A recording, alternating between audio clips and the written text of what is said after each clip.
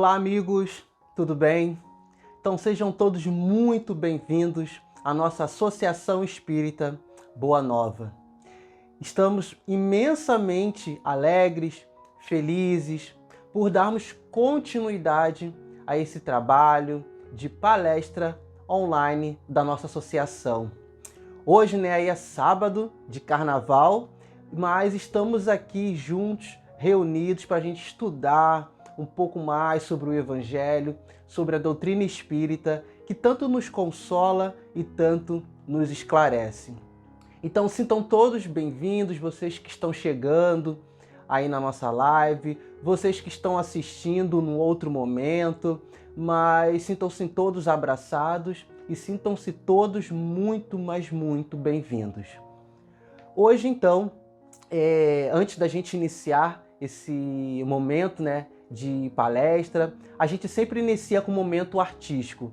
Então a gente convida cada um de vocês para que a gente possa juntos vibrar pelo nosso planeta, vibrar pelas famílias, vibrar pela nossa comunidade, vibrar pelo nosso país, vibrar por todos nós, para que a gente possa ter um dia, ter uma semana, ter um ano abençoado e para que o nosso estudo possa ser desenvolvido debaixo da proteção de Jesus, debaixo da proteção de Deus e que possa ter uma clareza e que todos possam sair daqui bem, confortáveis e felizes.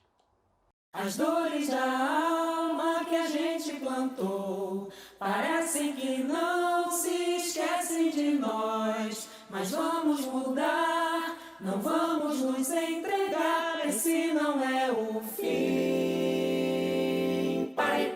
Sorria, afasta a dor do coração, ajudando a quem precisa de uma força maior, capaz de transformar aflições em fortaleza de fé.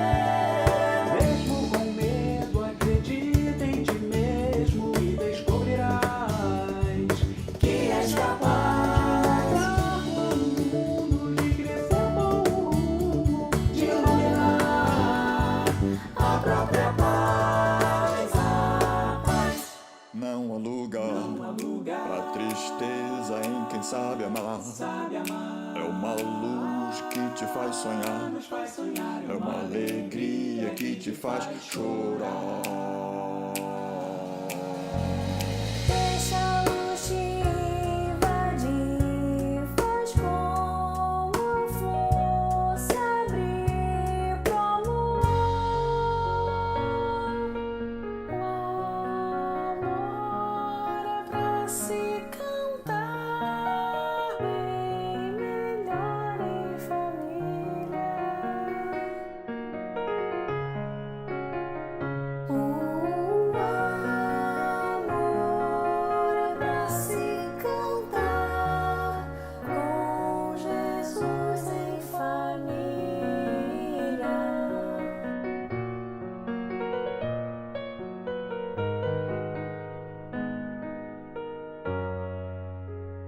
E seremos a bandeira amanhã, estandarte do movimento, uma grande espírita segue uma família. Desperta e vai, com certeza nossas vozes vencerão em coro todo mal.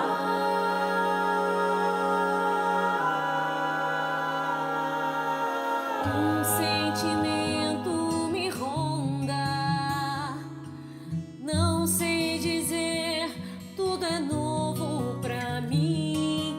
Meu coração se renova, sinto a esperança invadir o meu ser. É na força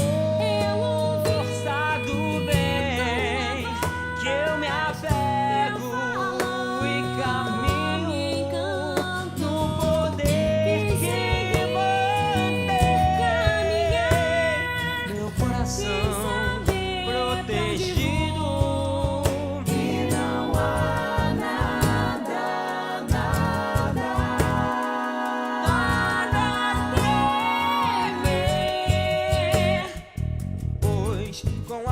força do bem.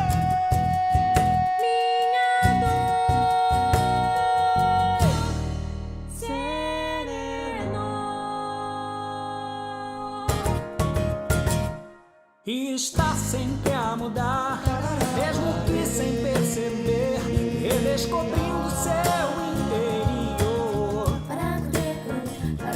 E está sempre a mudar, mesmo que sem perceber, quem acredita no amor, dando um novo rumo para o seu viver. Dando um novo rumo para o seu viver. Dando um novo rumo para o seu viver.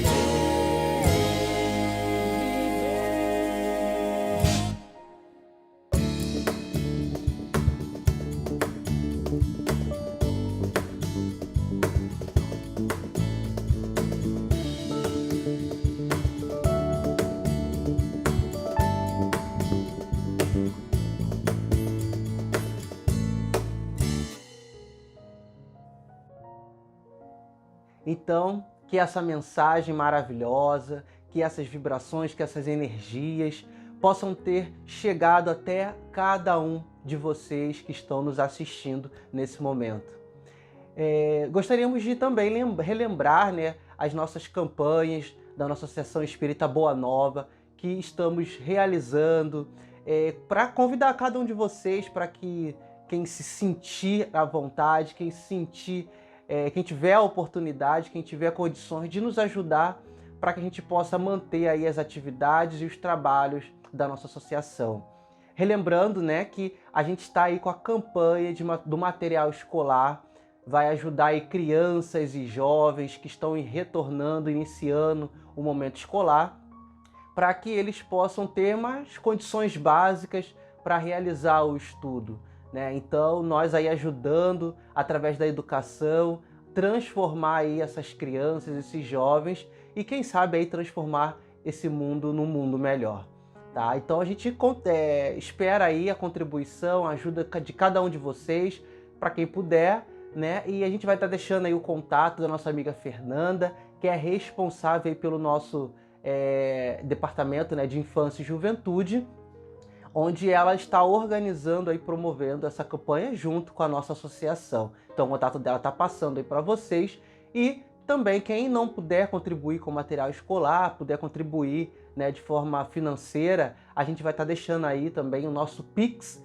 para que você possa contribuir com qualquer quantia, muito bem-vinda e muito aceita pela nossa associação. Lembrando também, pessoal, que hoje foi o dia da entrega das cestas de alimentos, materiais de higiene, produtos de limpeza, onde nós fazemos essa entrega mensalmente às famílias que possuem necessidades maiores e que estão frequentando aí a nossa associação. Então hoje foram feitas entregas e estamos muito, mas muito agradecidos por cada um de vocês que fazem as contribuições mensalmente para que esses produtos, para que esses alimentos possam chegar até essas famílias. Então a nossa casa está muito, mas muito agradecido mesmo, tá? E continuamos aí com essa campanha de arrecadação, todo ano estamos pedindo, arrecadando. Então se você puder contribuir, possa também entrar em contato direto com a gente, que a gente vai estar vendo uma melhor forma de ir até vocês, né, de estar recolhendo aí esses materiais. Então, nosso muito obrigado mesmo. E também lembrar que a nossa casa ela está passando por um processo de transformação, né? A gente está fazendo no terreno ao lado uma obra, e essa obra vai estar sendo utilizada para projetos e trabalhos sociais que a gente desenvolve na nossa casa, tá? Então aí a gente está numa fase, né, de construção, e agora a gente vai entrar numa outra fase, que é a fase, né, de cimento, né, de reboco, de embolso. Então assim, ó, a gente pede para quem puder contribuir de alguma forma também, a gente está aceitando. E a gente está lançando aqui hoje uma nova campanha, que é a campanha do cimento.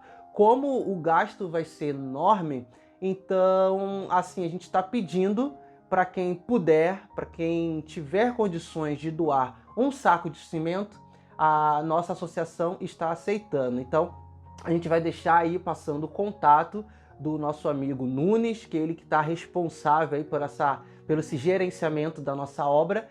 Então entre em contato diretamente com ele, ou então pode deixar aí um recado no nosso chat ou aí nas nossas redes sociais, que a gente vai estar vendo a melhor forma também de estar indo até você e retirando aí, pegando esse material. Então a nossa campanha, a partir de hoje, está sendo lançada, é a campanha do saco de cimento. Então se você puder contribuir, nos ajudar, ficaremos muito felizes. Bom, então hoje nós vamos dar continuidade ao nosso planejamento, à nossa programação de palestras online. E hoje nós convidamos, né, o nosso amigo Igor do Nascimento, né, o Igor de Oliveira, para estar falando sobre um tema bem legal, bem interessante, sobre como compreendemos Deus. Então ele que vai desenvolver esse tema, vai desenvolver esse estudo, para que a gente possa aí pensar, refletir como que é a nossa compreensão de Deus. Então vamos juntos, tenhamos aí uma boa noite de estudos, tenhamos aí uma ótima noite de reflexões e o mais importante, né, que a gente possa ter forças, que a gente possa aí colocar tudo que a gente aprende aqui em prática. Sabemos que são pequenos passos, né? A gente não muda assim de uma hora para outra, mas é um processo lento, mas sabemos que é um processo grandioso e de conquista que a nossa doutrina espírita aí nos oferece. Boa tarde a todos. Uma alegria para mim estar de volta depois desse período, né? Nós tivemos uma parada em dezembro, nós tivemos os expositores convidados, né, no mês do Natal, e agora em janeiro não houve as exposições e agora estamos retornando. E hoje eu me proponho a falar sobre um tema bem simples, bem fácil, como nós sabemos, dominamos muito bem, que é falar sobre Deus, né? Todos sabemos bem do que se trata. Na verdade é uma brincadeira, porque obviamente nós sabemos muito pouco. Nós sabemos tão pouco sobre Deus, compreendemos tão pouco, que os espíritos mais elevados, que muito mais conhecem Deus, que muito mais compreendem Deus, como nós vamos ver hoje, quando questionados por Kardec sobre Deus, né, se imagina que os grandes espíritos vão dar verdadeiros tratados sobre quem é Deus, e eles se limitaram a dar respostas extremamente simples para Kardec, porque eles são precisos, sucintos, e eles não vão além do que nós podemos saber. Então eles dão respostas bastante simples, que é aquilo com o qual nós deveríamos nos contentar. E para que a gente faça então esse apanhado, para saber como nós compreendemos Deus, que é o propósito de hoje, né? É o título da exposição, como entendemos Deus. Vamos começar então lá pela pergunta número 1 do Livro dos Espíritos. E depois a gente faz um apanhado histórico para ver como a humanidade compreendia Deus, como isso evoluiu, como nós lidamos com essa figura hoje. Bem, a pergunta número 1 do Livro dos Espíritos, né, que é a grande base de toda a doutrina espírita, ele foi feito como uma espécie de resumo do que viriam a ser cada um dos outros 4 livros depois. A pergunta número 1 traz: o que é Deus? Vejam bem, Kardec, na sua grande cultura, ele não perguntou quem é Deus. Ele já tinha essa noção e ele perguntou o que é Deus. O que, não quem. Porque não é uma pessoa, não é um ser personificado. E a resposta dos espíritos é aquela clássica, né? Inteligência suprema do universo, causa primária de todas as coisas, né? Algumas traduções dizem, há notas dizendo que a GNU francês está causa primeira, e não primária, mas tem um sentido parecido e a FEB sempre autorizou. E Kardec, não contente com essa resposta, ele pergunta, o que é o infinito? Já pergunta, e os espíritos dizem, infinito é aquilo que não tem começo nem fim. E também pode ser, vocês podem entender que o desconhecido é infinito. Vocês não conhecem o infinito. E aí o Kardec pergunta, poderíamos dizer que Deus é o infinito? E eles respondem, é uma definição incompleta, né, do ser humano que não consegue compreender, não consegue abarcar as coisas, muitas coisas com sua inteligência, que tem um limite, e toma o atributo pelo dono do atributo, né, a característica pelo dono da característica. Então vejam bem, o infinito que não tem começo nem fim. Só isso aí já é algo que dá um nó, complica muito a cabeça de todo mundo. Porque para nós é muito difícil compreender algo que não tem um começo e nem um fim. E semelhante a esse problema é a ideia de eternidade. Porque eu sempre pensei que há uma pequena diferença de terminologia, que não é realmente o que mais importa, mas às vezes você fala, Deus é imortal, nós somos eternos, né? Nós somos eternos. Não, nós não somos eternos. Nós somos imortais, porque nós tivemos um princípio. Nós tivemos um princípio e nunca vamos ter um fim, nunca vamos morrer. Nós, seres espirituais, agora encarnados, e assim como os desencarnados, nós não vamos ter um fim. Nós só temos um começo, a vida só tem um começo. Mas o eterno seria aquele que não teve um começo, então só Deus seria eterno, né? Consta inclusive como um dos atributos da divindade que eles nos trazem no Livro dos Espíritos. Então, aí já aumenta ainda mais o problema. Como é que algo pode não ter tido um começo? E Kardec vai divagando até que chega a um determinado ponto que os espíritos dizem para ele, olha, por que vocês não se concentram no que vocês podem entender e melhorar, ao invés de ficar pensando em coisas que vocês não vão conseguir resolver? Mas nós queremos que algo tenha um começo. Mas os espíritos ainda dizem, tente fazer o seguinte raciocínio lógico. A seguinte dedução pode ajudar. Claro, em palavras não exatamente como estou colocando aqui, mas para a nossa tradução diária aqui. Se Deus não tivesse existido desde sempre, poderíamos supor alguém que existiu antes, algo que existiu antes, então esse algo seria Deus. Isso vai acontecer com todos os atributos. Então nós só temos aí um ser que tem uma inteligência suprema, que é infinito e que não foi criado, é o ser incriado. Pronto, não conseguimos resolver. Mas então vamos nos concentrar em como nós víamos Deus e como nós vemos hoje. Bom, é impossível não mencionar aqueles que dizem que Deus não existe, né? Os ateístas, né? Os ateus. Bom, eu gosto de lembrar de uma parábola muito bonita, uma historinha que eu vi uma vez, e realmente não lembro a fonte para citar, mas é uma alegoria muito interessante, que havia dois amigos, né? E um deles era muito intelectualizado e se dizia ateu convicto, ele era ateu, né? Como se diz, muitos dos ateus são ateus graças a Deus, né? Até o momento que você precisa de Deus. Mas ele era ateu muito convicto, tudo bem. Pois um dia ele chegou na casa do amigo e havia um quadro, esse ateu chegou na casa do amigo, e havia um quadro muito bonito, novo, espetacular, que o dono da casa havia comprado.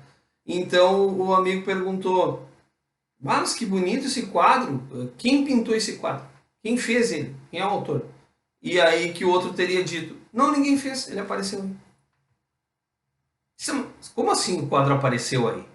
Pode ter aparecido aqui, alguém pintou. Não, o quadro apareceu aí. Apareceu, ninguém fez. Mas como? Eu estou vendo o quadro está aqui, ele tem que ter sido feito por alguém, né? E o amigo dizendo, não. E foi, entre aspas, torturando ele por um bom período. Até que ele disse, até que ele se irritou, né? O ateu, mas como? Nada aparece do nada. Como é que um quadro pintado, organizado, com todas essas cores vai ter aparecido aqui? E aí, eis que o não ateu, né, o dono da casa, respondeu, pois é, nós temos um universo perfeito, que funciona com regras fantásticas, não é nada caótico. Isso já foi dito por vários astrofísicos. Não é nada caótico. Nós temos uma natureza abundante, incrivelmente sincronizada e perfeita. Mas tu acha que tudo isso simplesmente apareceu. Obra do acaso. Mas esse quadro não pode ter aparecido aí. A partir dali, o amigo começou um exercício de raciocínio e acabou deixando de ser ateu. Então, como os próprios espíritos dizem, né?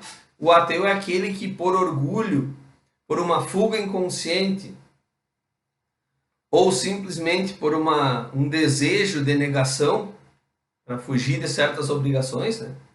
Ele simplesmente nega aquilo com o qual ele não quer se envolver.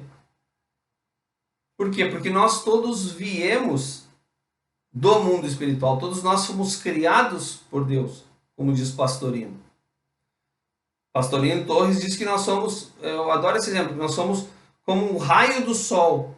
Deus seria o sol, nós somos raios desse sol, nós saímos dele. E esse raio nunca se desprende do sol. Então, se nós saímos de lá, é óbvio que nós temos imanente em nós, né, a ideia divina. Tanto que nunca existiu um povo ateu. Se eu não me engano, na pergunta 7, Kardec pergunta, 7 do Livro dos Espíritos, Kardec pergunta, será que a ideia de Deus ela não é fruto de uma educação? E os Espíritos dizem, se assim fosse, os povos selvagens não a teriam. Então nunca existiu uma civilização ateísta. Existem pessoas ateístas, mas uma civilização inteira não. Porque essa ideia vem inata em nós. Ela vem conosco.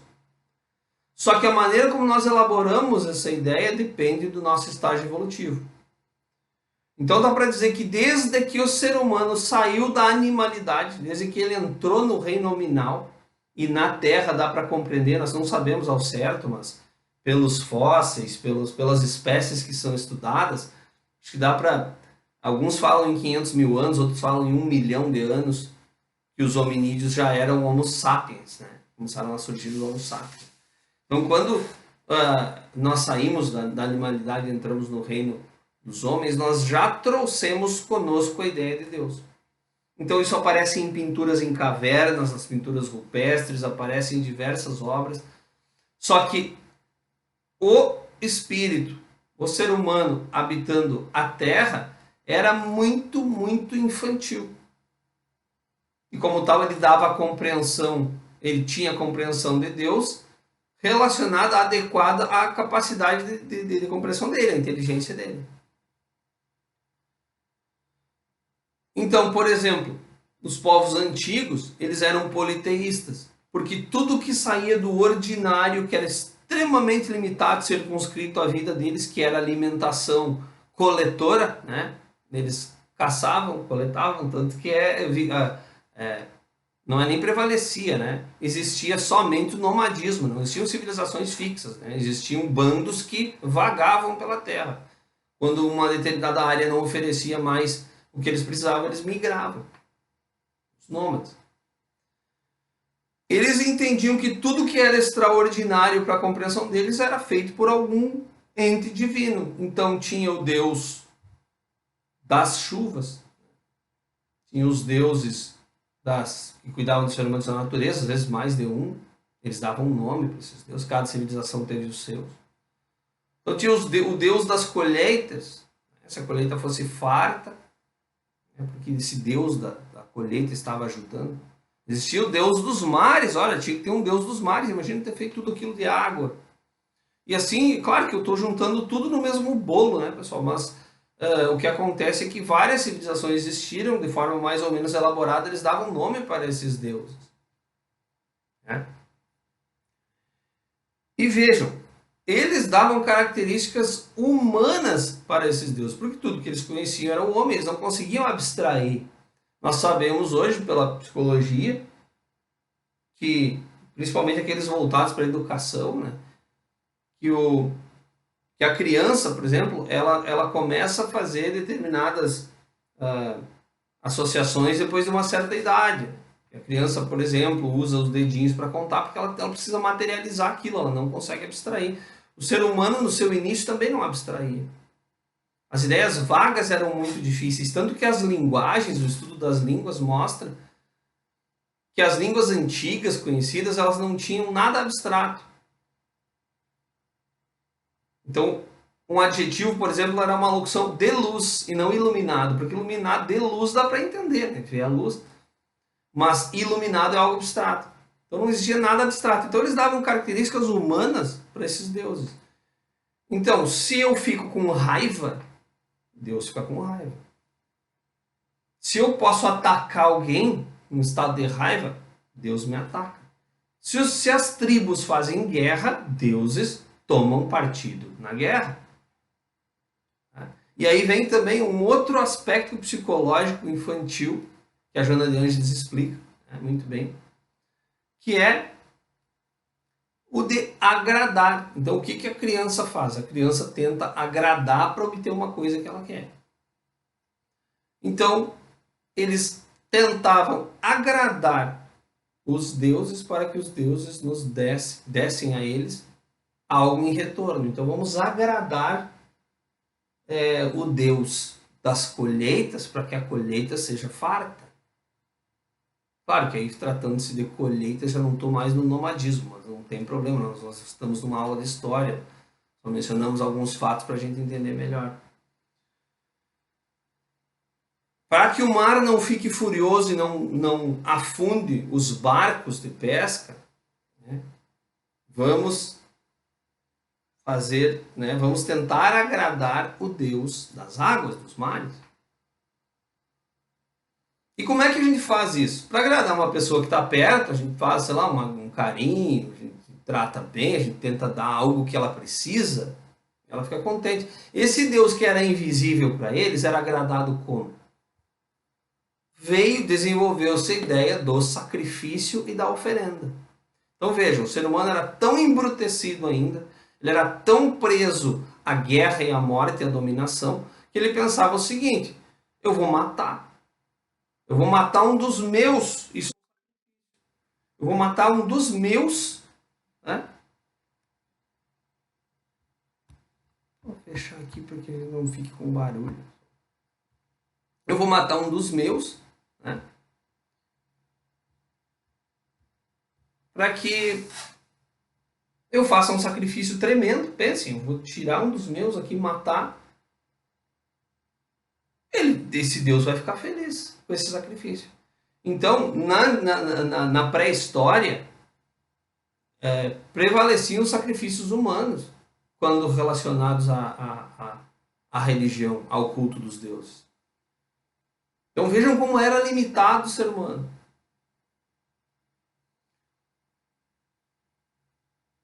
Aí chega um ponto que começam a diminuir os sacrifícios humanos, porque nós nunca paramos de evoluir, né?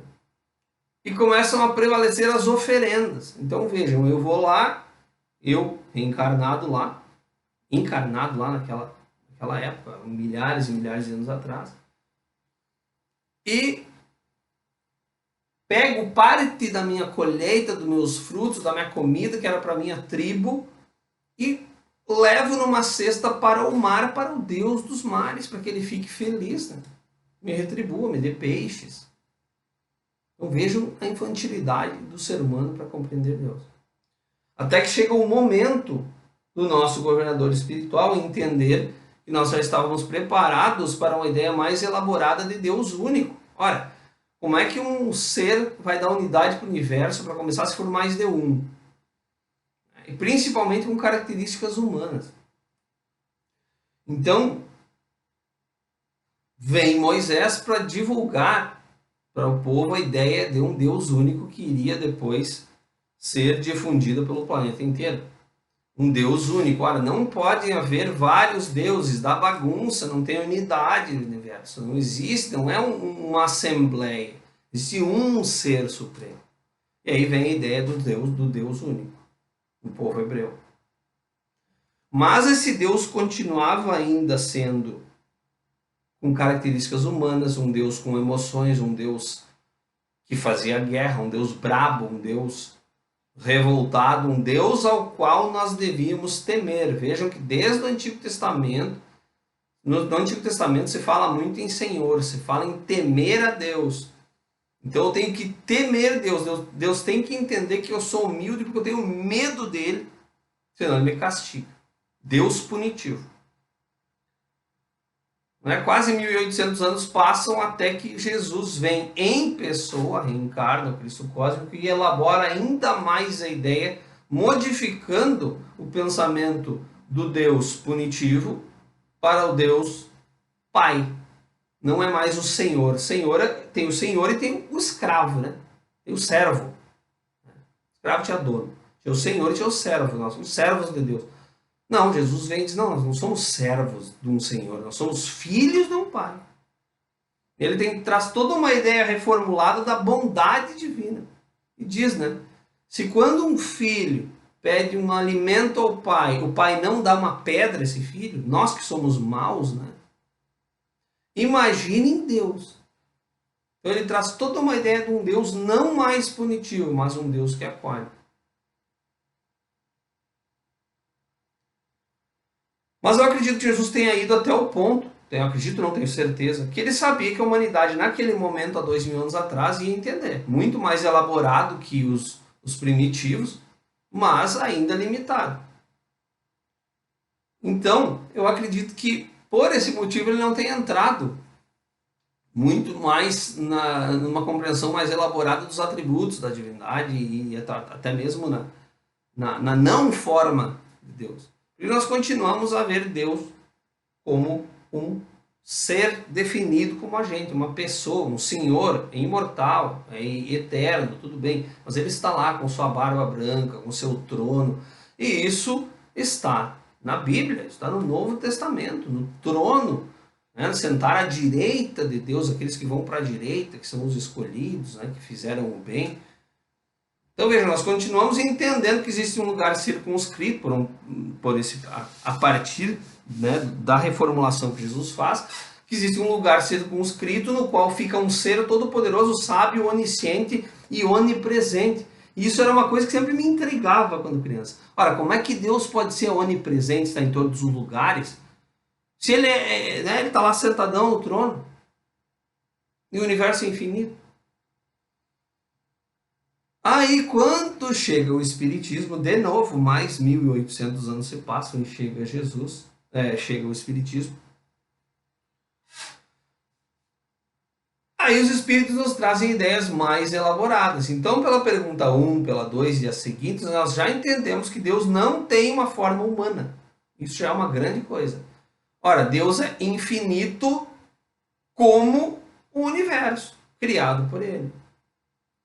Então Deus é uma espécie de energia, vamos dizer assim, de forma muito pobre, muito limitada, mas é o que nós podemos, com a nossa linguagem, a nossa compreensão. Deus é uma espécie de energia que preenche o universo inteiro. Está dentro de tudo, dentro dos átomos, está em toda parte. Aí já faz muito mais sentido para o nosso raciocínio a onipresença. A onipresença, ora, se ele está em toda parte, se ele é essa energia, ele é onipresente, ele está em toda parte, ele está em todos os lugares ao mesmo tempo. Mas vejam que os espíritos fazem um grande esforço para nos trazer conceitos novos.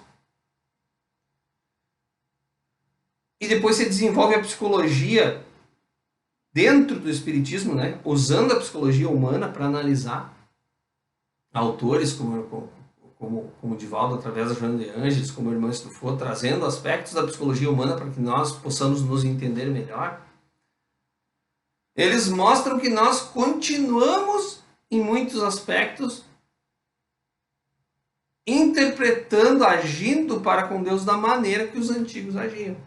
Não, capaz, nós não fazemos mais isso. Será que não?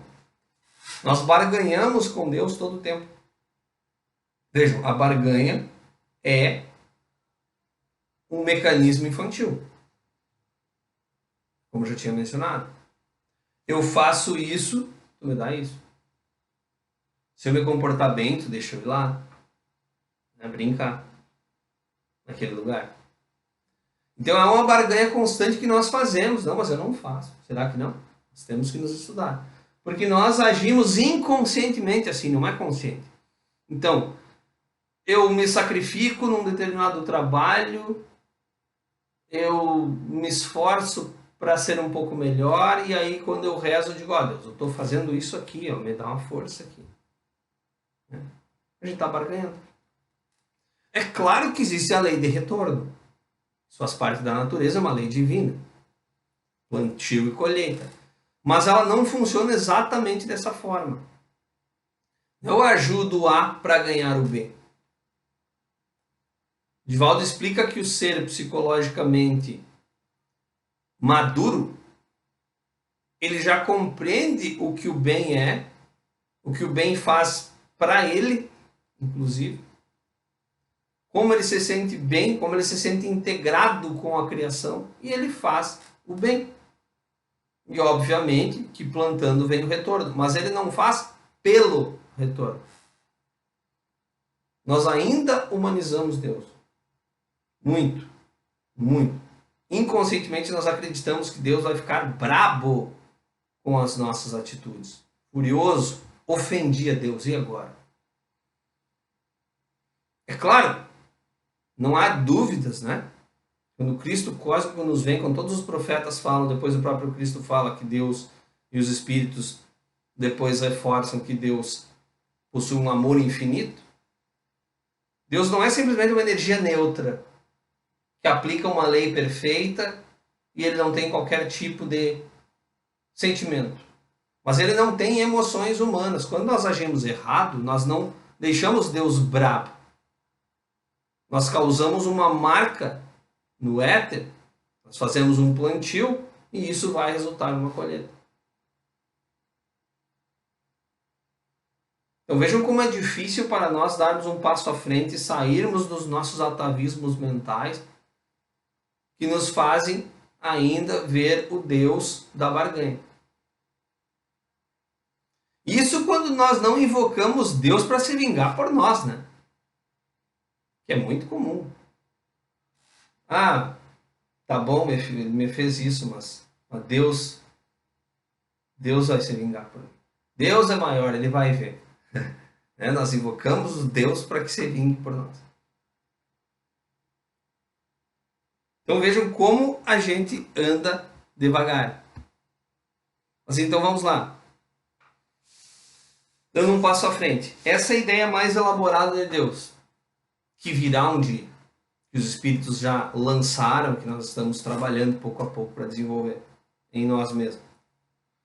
Como ela é?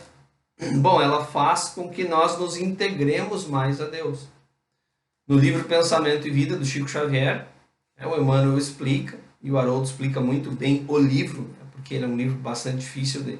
Ele não é difícil de entender, mas ele é muito mais profundo do que nós conseguimos aprender numa primeira leitura. Ele explica que a frequência do pensamento dos Cristos, como Jesus, é a frequência de pensamento de Deus. Primeiro ele explica que pensamento não é abstrato. Né? O pensamento é uma secreção da mente. E o pensamento de Deus é na mesma frequência dos Cristos. Então está lá no Antigo Testamento, nunca ninguém viu Deus. Então a gente pensa, um dia, será que eu vou poder falar com Deus? Acredito que não. Porque a fala, ainda que muito elaborada, ela é um elemento de linguagem bastante limitado.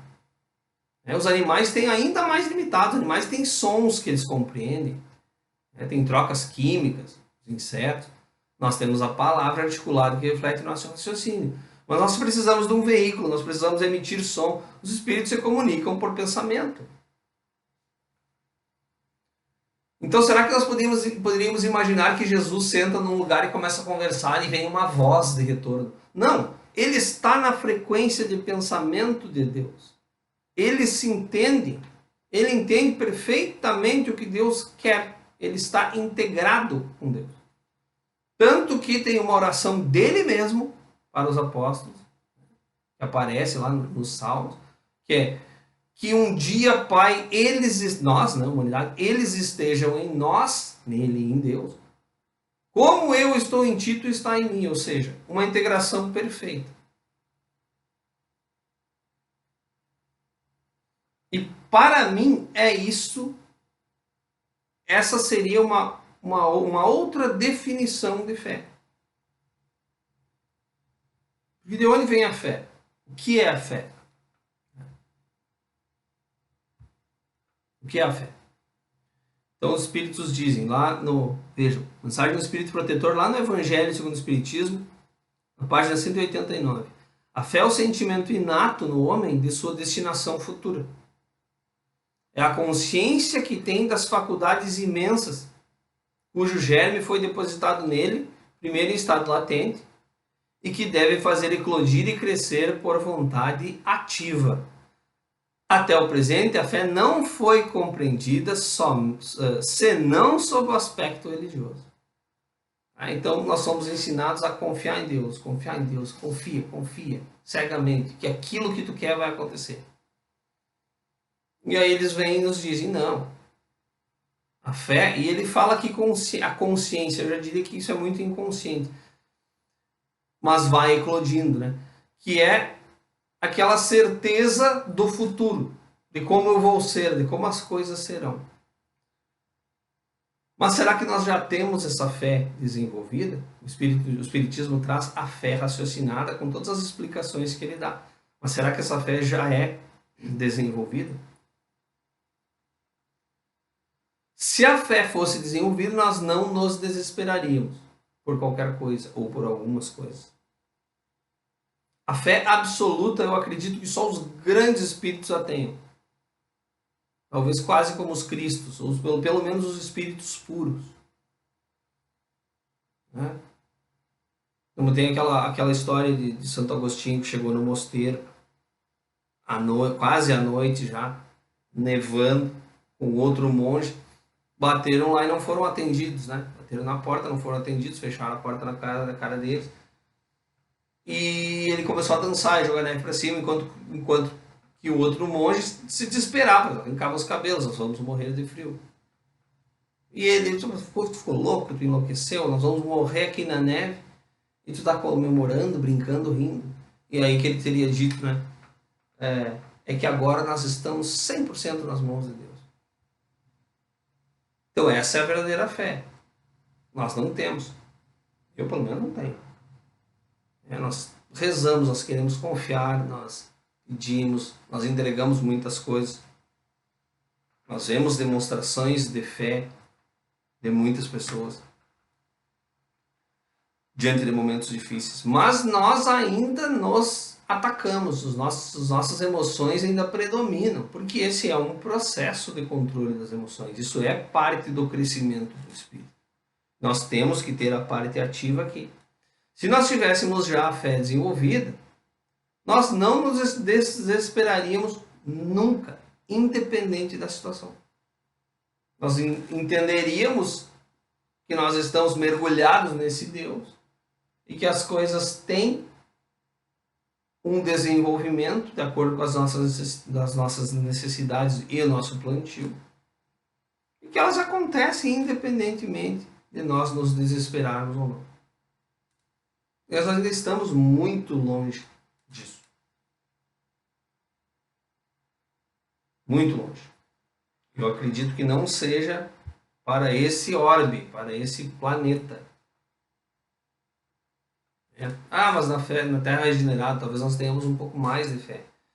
Mas talvez lá, pelo nosso mérito, por estarmos lá, na Terra regenerada daqui a alguns séculos, quem sabe, eu acredito que lá a fé seja bem menos testável do que aqui. Nós vamos ter que testá-la muito mais para termos o direito de estar lá, porque lá a vida vai ser muito melhor. Quando a vida é mais tranquila, nós não somos testados. Né? Então, o que nós devemos fazer? Eu acredito que nós devemos estudar para compreender, mas não só estudar os livros que nos trazem informações, estudarmos a nós mesmos, estudarmos os materiais que nos oferecem reflexão, para que a gente possa recobrar as nossas ações, para que a gente possa desenvolver essa confiança um pouco maior. Porque aí nós vamos ampliando a nossa consciência por esse estado de espírito, por esse estado que vai se tornando permanente, né? Nós vamos vivendo dentro de uma outra faixa, e aí nós vamos nos conectando mais e mais com Deus. Porque Deus está sempre presente, basta pedir. Uma vez Chico disse de uma forma alegórica para alguém: quando nós pedimos ajuda para Deus, antes do pedido chegar lá em cima, a ajuda já chegou. Mas na verdade, eu entendo isso como uma alegoria. Porque onde é que é o lá em cima? Se o universo é infinito, tridimensional, onde é que está o em cima e o embaixo? Deus está em tudo, Ele está aqui. Então não é chegar lá em cima. Antes de nós pensarmos, porque nós pensamos com a matéria-prima divina, né? Se o pensamento é matéria, nós pensamos com a matéria do universo, usando o fluido cósmico universal. Se nós pensamos com o que é de Deus, Deus já sabe. Tá, mas e para nós aplicarmos a nossa vida no dia a dia? Bom, vamos ficar com os atributos de Deus. Só a suprema bondade e saber que Ele abarca tudo já é muito bom, né? Nós vamos ver o que eles nos dizem aqui, lá no Livro dos Espíritos. Deus é imutável. Se estivesse sujeito a mudanças, as leis que regem o universo nenhuma estabilidade teriam. É imaterial. Quer isso dizer que a sua natureza difere de tudo o que chamamos matéria. De outro modo, ele não seria imutável porque estaria sujeito às transformações da matéria e não poderia ser Deus. É único. Se muitos deuses houvesse, não haveria unidade de vistas, nem unidade de poder na ordenação do universo. É onipotente. Ele o é porque é único. Se não pudesse ser soberano em poder, algo haveria mais poderoso, por hipótese, ou tão poderoso quanto, então não teria feito todas as coisas. As que não houvesse feito seriam obras de outro Deus. Soberanamente justo e bom, a sabedoria providencial das leis divinas se revela assim nas mais pequenas coisas, como nas maiores. E essa sabedoria permite que Deus não permite que se duvide de Deus, nem de sua justiça, nem de sua bondade. Então, é um assunto do qual nós sabemos pouco? É. Vamos destrinchar tudo agora? Claro que não. Mas nós temos que nos debruçar sobre esses assuntos. Nós estamos em Deus, estamos mergulhados em Deus. E esses raciocínios nos valem muito. Eu espero que eu tenha trazido material para reflexão. Agradeço a todos pela atenção, pela audiência. Espero que todos possam ficar bem, ficar em paz, ter um bom fim de semana, um bom desenvolvimento de suas atividades e que possamos continuar estudando juntos. Muito obrigado pela atenção e até a próxima.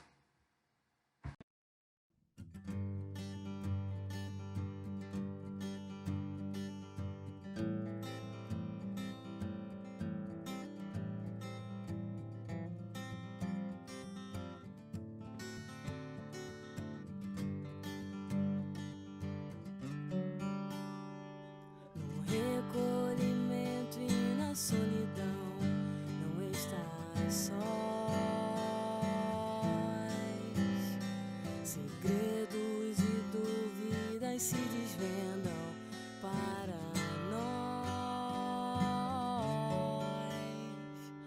Aos que desejam crer, incessantemente crescer, estás com Deus, abra Ele o seu coração. Senhor, me ajude a caminhar, permita-me guiar pelo seu olhar. Senhor,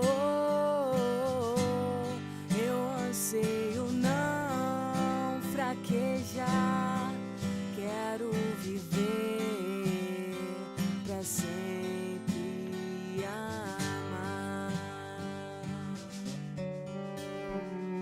sem sons, ruídos e confusões do dia a dia. Surgem acordes e melodias em harmonia.